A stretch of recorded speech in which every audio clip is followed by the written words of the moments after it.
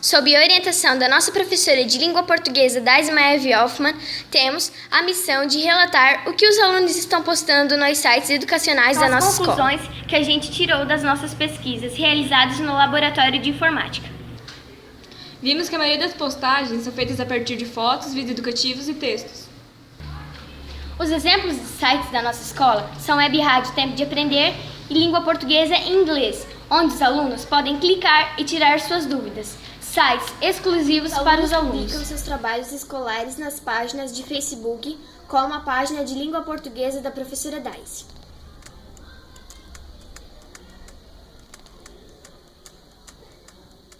Curiosidades sobre a língua portuguesa.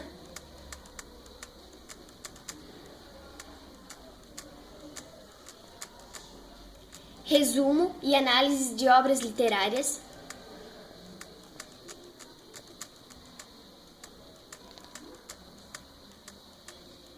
Links sobre bibliotecas digitais públicas.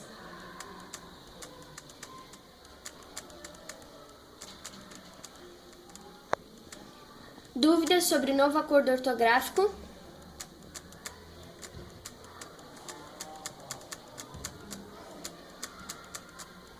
Enem 2015.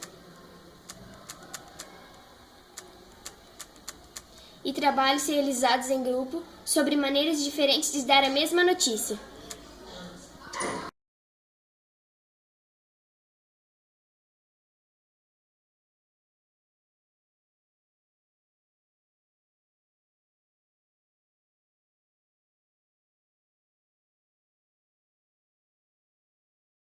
Eu utilizo os recursos de mídias nas minhas aulas já faz um bom tempo, desde quando eu venho lecionando. As mídias ajudam a facilitar o ensino-aprendizagem, pois o aluno sai daquela educação tradicional, na qual é professor, livro e conteúdo, onde as mídias na qual você utiliza em sala de aula, seja televisão, projetor, computadores, enfim, vão servir de um atrativo maior, buscando o interesse do aluno, principalmente na questão da área da biologia, onde tu pode pegar uma grande gama de conteúdos extra classe e trazer para que os alunos possam vivenciar isso e ver de um ângulo diferente. Então eu vejo que as mídias é algo que só traz benefício, o professor precisa se adequar às tecnologias, pois deixa a aula mais interessante, mais gostosa de selecionar e, consequentemente, o resultado do ensino-aprendizagem é bem mais focado e é bem mais eficiente. Como professora de língua portuguesa e de língua inglesa, eu utilizo bastante o laboratório de informática da escola. Em língua inglesa, eu costumo utilizar ele para fazer as aulas no Duolingo. Ano passado, a gente fazia essas aulas com muita frequência. Esse ano, eu ainda não dei início a essas atividades, elas estão paradas. E eu também gosto de levar os alunos lá para visitar o site do Jigsaw Puzzle, que é um site de quebra-cabeça. É muito interessante, é difícil de fazer, né? Vai sempre aumentando o grau de dificuldade das peças. Então, é uma atividade interessante. E eu também gosto muito de levar os alunos no laboratório para trabalhar com as músicas. Hoje ficou fácil da gente conseguir uma letra de música, um vídeo, o vídeo que o próprio cantor grava da música, vídeos que outras pessoas gravam com as suas próprias interpretações das músicas.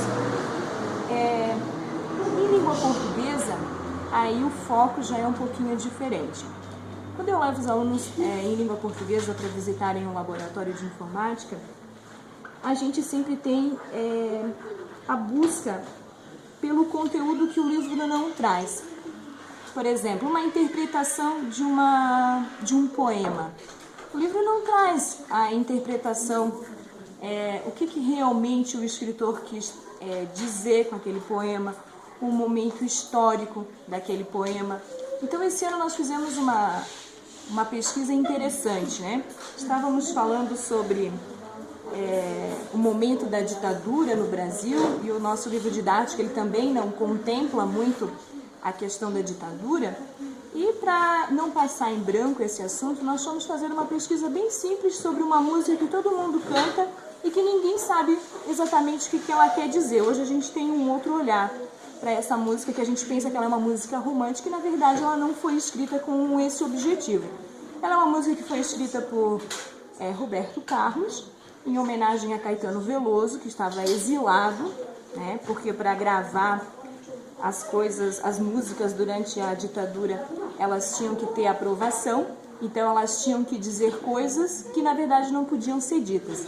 Então quando ele gravou Debaixo dos Caracóis dos Seus Cabelos, ele estava falando de Caetano Veloso, que naquela época tinha um cabelo longo, né?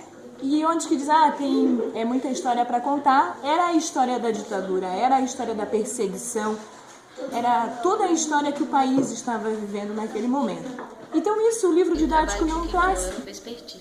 Uso sim essas tecnologias, né? Quando eu trabalho um determinado assunto em sala de aula, gosto de fazer uma pesquisa mais aprofundada do tema, então eu levo eles no laboratório onde eles fazem essa pesquisa e assim torna-se o conteúdo mais enriquecedor. Também trabalho com vídeos educativos, porque vejo que é um material enriquecedor, tornando-se uma aula mais atraente, né?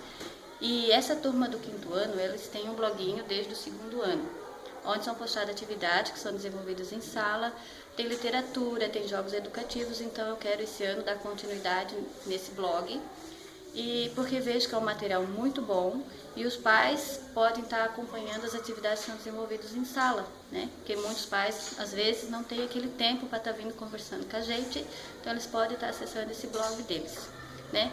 Vejo que todas essas tecnologias vieram para enriquecer ainda mais o nosso trabalho, né? E nós temos que estar preparados para nos aperfeiçoar diante dessas mudanças que estão ocorrendo na educação.